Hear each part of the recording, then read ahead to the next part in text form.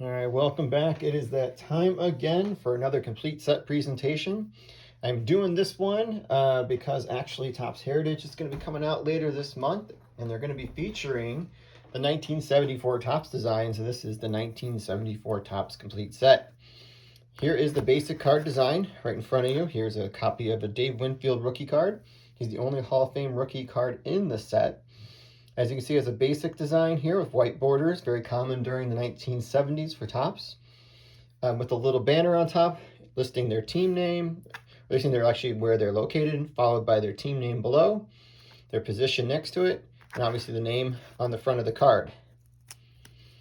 On the back, basic green and gray design with a little cartoon and trivia here in the corner, followed by a little bit of stats about the player itself, including a stat line, and then a facsimile of the signature on the back. Pretty classic design. 74, I would say, is one of the better sets in the 70s. Far from my favorite, but I do think it looks really nice when you find the cards in good condition with good corners. This set itself, I put it together back in the mid-2000s on a very limited budget, so there's going to be a lot of dog-eared cards on this one. I've never gone back and upgraded the cards in the set, so I'm actually going to be kind of pointing out some ones that look pretty crappy, just to kind of get the shits and giggles out of there for everybody. I hope you guys enjoy this, and I'll talk a little bit again about the set itself and the 1974 baseball season. All right, so two big things happened during the 1974 season that are of note. Obviously, Hank Aaron broke the MLB home run record at that time set previously by Babe Ruth. Topps commemorated this by putting out a card saying Home Run King. What I don't know is if this set was actually produced and released prior to the start of the baseball season like they do now, because that would have been fairly presumptuous. The new Home Run King is the first card in the set if he hadn't broke the record, if he was out for some reason. But I'm glad that he's actually included. It's actually maybe my favorite Hank Aaron Topps card. And it was one I kind of identified when I was younger as one I would like to have. I think it looked kind of cool with the little crown there and just commemorating his home run season and his record all time. And obviously had the home run special cards that he had, or the Hank Aaron special cards that go with, and I'll talk about those in a second. So that was one of the two big things that happened during the season. The other one was the single season stolen base record was broken and set by Lou Brock. He only held it temporary because Ricky Henderson came along and broke it a few years later. It wasn't even 10 years later that it was actually had fell, and it's now obviously the record that still stands today with Ricky Henderson holding it. The set itself consists of 660 cards. If you want a master set, it's 678, and I'll kind of point out the ones that will have variations of them. There is a 44 card traded set, which is also included in my binder. It's in the back. My understanding that those cards were actually released later in the season, and they were inserted in packs that were released later in the year to go in addition to the cards that they were continuing to release throughout the season. First time that Topps released everything in one series, so they have no more first series, second series, third series, no high series with this set, which also enabled them to be able to release complete sets, which they hadn't been able to do previously, and you could actually have gotten those through J.C. Penney. You could have done that through a mail order system at that time, through their catalog. They were available in wax packs, cello packs, rack packs, and also vending boxes during this time. So as we go through the set, I'll point out some of the players that are in the Hall of Fame, some other key cards that might be in there, and I'll talk a little bit more about the 74 season itself. So as you can see, the set leads off with Hank Aaron, and has a Hank Aaron special run, which includes all the Hank Aaron cards. Up to that point, they did this again with the Pete Rose special. Later on, back in 1986, this is the first time that they did something like this, and they repeated it again when Pete Rose became the all-time hit leader. All right, so let's just kind of jump into this one. And we got Jim Catfish Hunter on the Oakland A's. A's were one of the 4 playoff teams that year. In fact, this was the year they won their 3rd consecutive World Series at that point over the Los Angeles Dodgers, who were the NL representative. They actually were, the other 2 teams that were in the playoffs that year were the Baltimore Orioles. They lost to the A's, obviously, and the Pittsburgh Pirates were the Eastern Division winner in the National League and lost to the Los Angeles Dodgers. All right, so I got Johnny Bench up here in the corner. Got Joe Torre, which is my first real dog-eared card here. As you can kind of see, it's been rubbed off. Hall of Fame manager, playing here with the St. Louis Cardinals. This is going to be a mixture of portraits and action shots. This was going to be now the third straight year where they included action shots. And they're trying to get a little bit better, get a little bit closer, trying to fix some of the action shots that weren't so great in the previous year of 1973, when they really overdid it, in my opinion.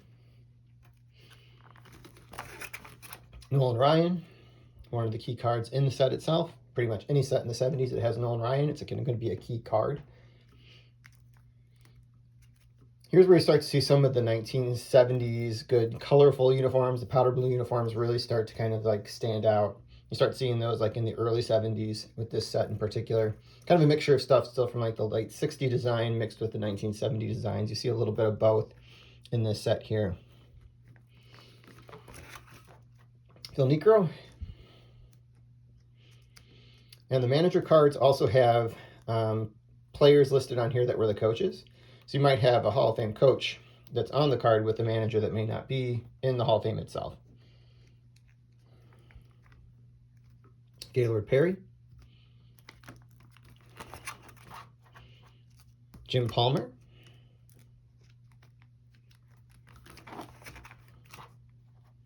Rod Carew. Al Oliver, someone I think should be in there. I wanted to stop here for a minute and talk about the San Diego Padre cards. At this time, San Diego was possibly moving in the winter of 1973 into 74. San Diego was not drawing a lot of fans, and they had talked about wanting to be able to relocate. And there was, I think, a contract signed for them to come and play in DC at RFK Stadium. So Topps kind of wanted to get ahead of this and started producing cards saying they didn't have a team name yet. They weren't sure if they'd rename themselves. So they said the Washington National League team on some of the cards. So there are 18 Padre cards that have actually a Washington variation in the set. If you get those 18, that makes the actual set up to 678. Willie McCovey has two versions of this card, and that's the one that's probably most coveted of that group because obviously he's a Hall of Fame player himself. So I have a couple Washington cards that I kind of got as I was putting the set together, and I'll point them out as I see them. The Washington cards actually are going to be the ones that are a little bit more rare. You have Frank Robinson up here in the corner, his second to last player card. Lou Brock. Luis Aparicio, this is actually his last playing card. Oldest living Hall of Famer still at this point.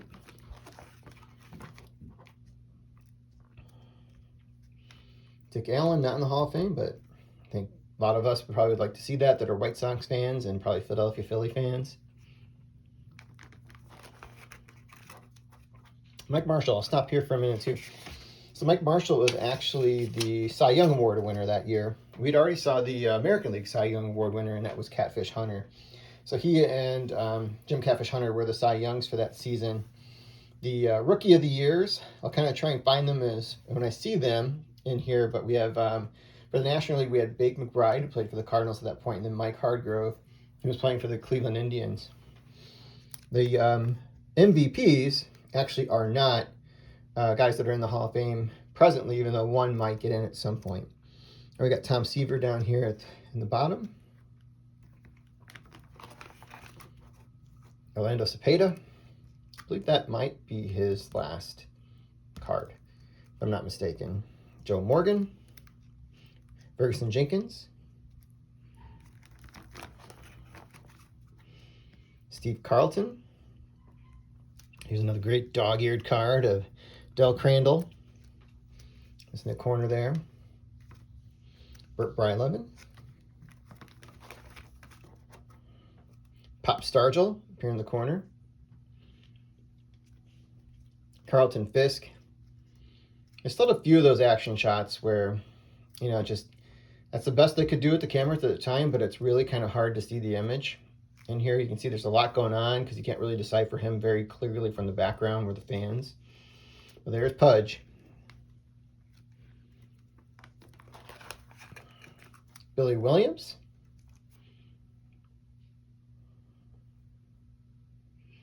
Not a Hall of Famer, but a great hitter nevertheless. Will Horton. Bill Spaceball-y, not a Hall of Famer, but a good name from the 70s for sure. Actually plays for that banana team that's down in, I think, South Carolina. That's right now. He pops in every now and then and pitches an inning. Here's one of the variations. You can see it says Washington at the top, and National League, and obviously he's wearing a Padre uniform at that point. Wilbur Wood up there, pretty good White Sox pitcher. Not a Hall of Famer, but pretty popular pitcher during that time for the White Sox. Reggie Jackson. I like this card of him with that full swing right there. I think it's just an awesome little image of him.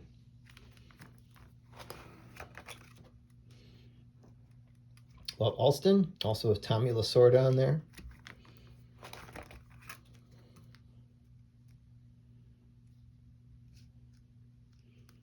And John Metlick is really beat up. Brooks Robinson down here in the corner.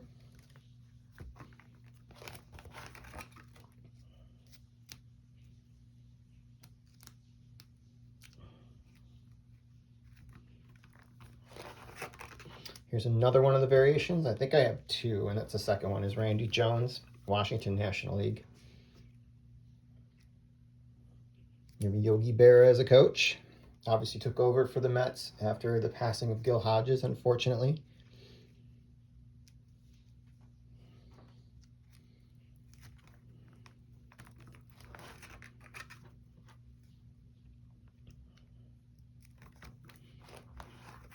Tony Oliva. That's what I need to upgrade for sure, because now he's in the Hall of Fame, and it's not a very good condition card. Nor is my Darryl Porter. Didn't have much of a budget at this point, so I just had to accept what I got. All right, they do have league leader cards, as they did obviously throughout the 60s and 70s. More than one image appears on here, so you have the leaders from each league featured on the same card. So we have Carew and Rose as the batting leaders for 1973. Home run leaders, we have Stargell and Jackson. Runs batted in, we have Stargell and Jackson again. Stolen base leaders, we have Lou Brock listed on there. ERA leaders, we have Palmer and Seaver, Hall of Famers. Strikeout leaders, we have Ryan and Seaver, former teammates, now in opposite leagues at that point. And I previously mentioned the Cy Young Award winner, Mike Marshall, was a reliever at that point. We have Raleigh Fingers, who was the MVP of the World Series for that year. Al Kaline, it's not his last card because he does have a record breaker in the 1975 set, but it's his last sort of, while he was an active player, card version of Al Kaline in there.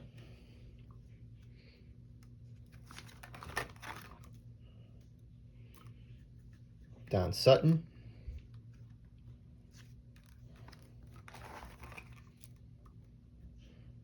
Tony Perez. Red Shandies, Hall of Fame baseball player. Good manager too.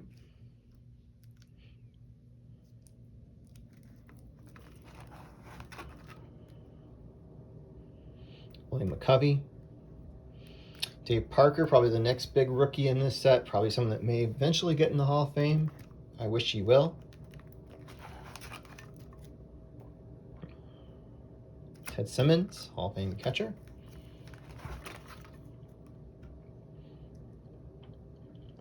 Ryan Santo, his last Cubs card.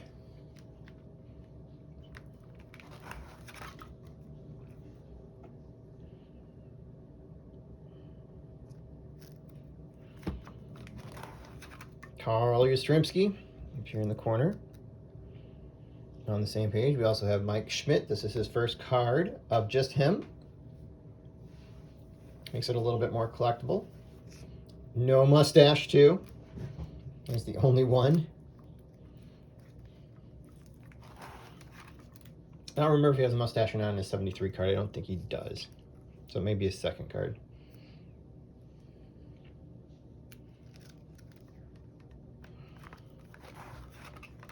Pete Rose, not a Hall of Famer, but should be. Earl Weaver, Hall of Fame manager.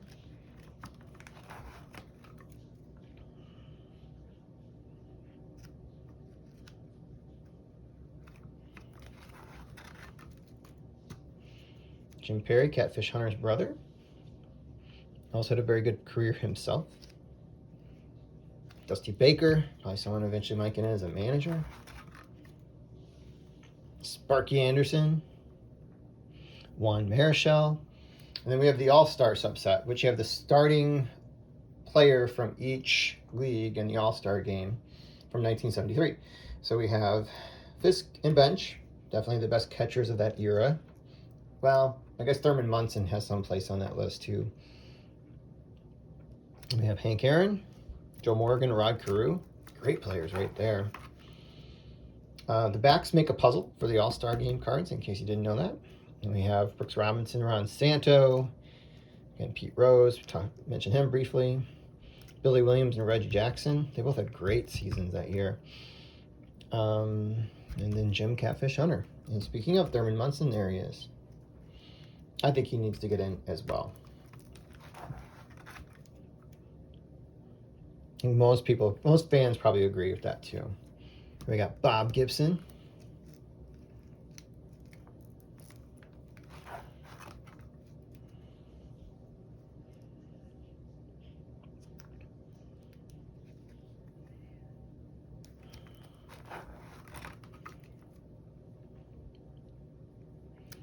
Good old Cito Gaston. Remember him? Not a Hall of Famer, but had some success as a manager for sure.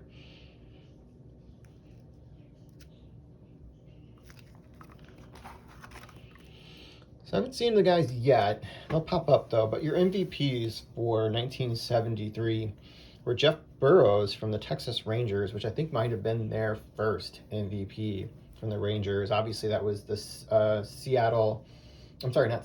the Washington Senators team that moved to Texas at that time. So it was the second incarnation of the Senators. And I think that was their first MVP player of that franchise. And then we had Steve Garvey, someone I think should be reconsidered for the Hall of Fame. Was the other one for the Los Angeles Dodgers.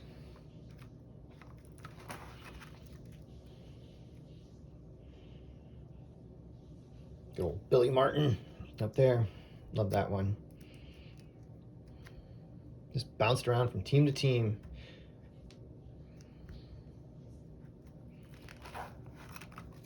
Lou Piniella might get in as a manager at some point, possibly.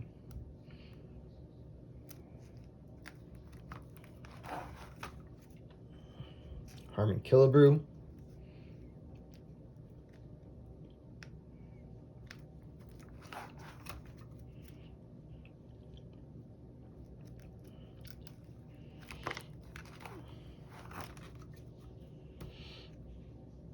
As I was preparing for this video, I saw the attendance numbers for 1974, and it's kind of interesting. Baseball's changed a lot. You know, they talk about right now, like, attendance sometimes being a problem for some of these teams because they're perennial losers for a lot of these, or they're maybe in a bad market.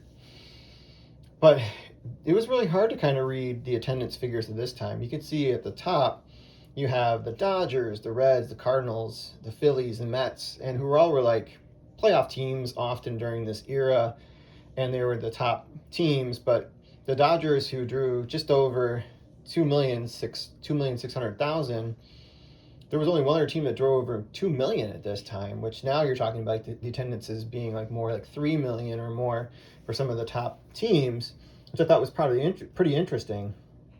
But at the bottom, I don't know how teams would even be afloat these days with these attendance numbers. But like the Giants were the team that drew the least, and they averaged 6,420 fans.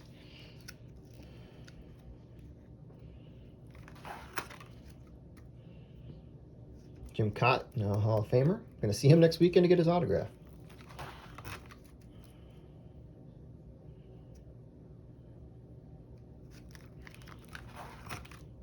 What's also interesting too, so the Athletics won 3 World Series in a row, right? And they were a great team at this time.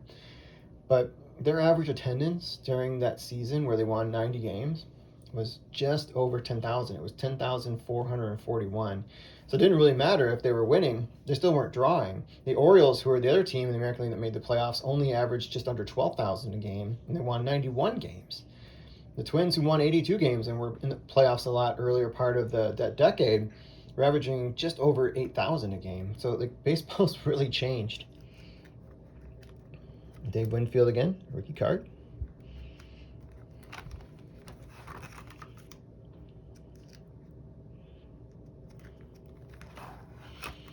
Here we go. Playoffs from the 73 season, which the A's beat the Mets in the playoffs.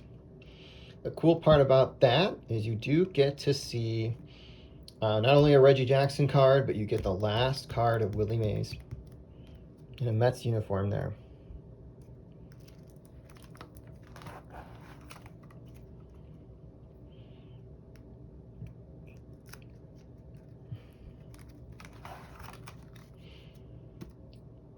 It's interesting because we got Bill Mazeroski listed on there as a coach at that point.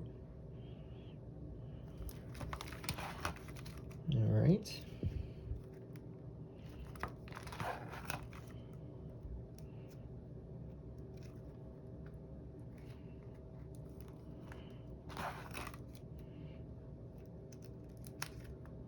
Tim Carver recently passed. Not Hall of Famer, but man, one of the voices of my childhood for sure and young adulthood.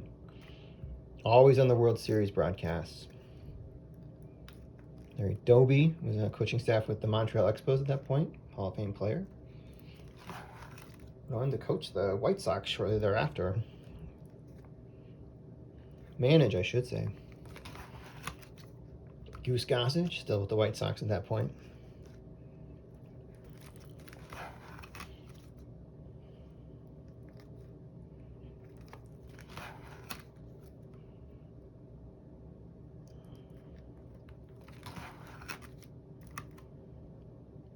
There's Steve Garvey. I think he's trying to avoid getting hit by a pitch or something in that image. Not the best one in the world. Appreciate the effort. Didn't really work out so well. Bucky Frankendet, his rookie card. I believe that actually was a different word, not frickin'. I'm not going to repeat that word. At least not tonight. All right, then we have all these rookie cards that feature 4 players on the same card. As you kind of go through there, you can kind of see some names that had some good careers in the 70s and 80s. Nobody's a Hall of Famer on here, but there's definitely some good names that I'll kind of point out as we went through here just because it is their rookies. First one that kind of pops out to me is Ken Griffey. Ken Griffey Sr. had a pretty good career, and he was a big part of the Big Red Machine for sure. We also have Bill Matlock, great hitter. Here's Bake McBride right there, the National League Rookie of the Year.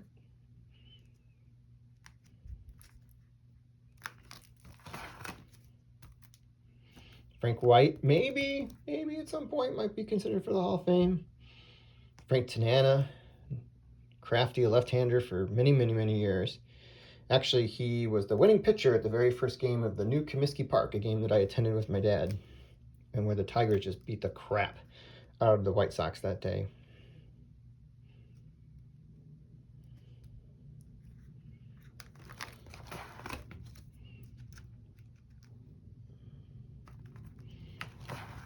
We're going through a run. We don't see a lot of Hall of Famers at this point. We hit a lot of the big names already. We got Eddie Matthews again, Hall of Fame player. Still as a manager at this point.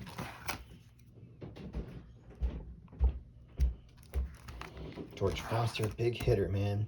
Not a Hall of Famer, but had a great run in the 70s.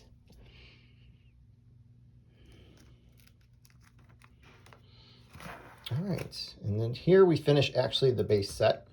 Here's the traded version. So what they did, unlike the update sets where they all have a unique number now, and it's actually like a separate issue, what they do on the back, as you can kind of see here, it's a 43T. So what does that mean? It means card number 43, if you matched it up into the base set, would be also the same player. So you could choose, if you're putting a set together, put them side by side. You see they've actually been traded at that point. So it's like, here's a replacement card for number 43 or whatever it might be, is the way to kind of look at it. They did it again in 76, and they didn't repeat it thereafter. Don't know why they didn't do it in 75. Don't know why it was discontinued either. I don't have that information. A couple Hall of Famers in here. Ron Santo with the White Sox. Lou Piniella might get in as a manager and got traded to the Yankees at that point.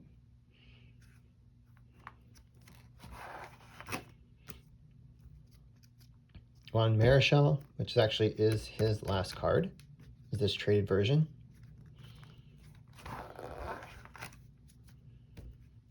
And we got the final page. Fernando Gonzalez, our last card, in addition to the checklist that goes with the traded cards. And then I have a wax pack wrapper. As you can see, all 660 cards in one series was how they advertised it at that point. I hope you guys enjoyed this. Let me know in the comments if you have any feedback. I know these are longer videos, but I hope you enjoyed this set. Have a good one.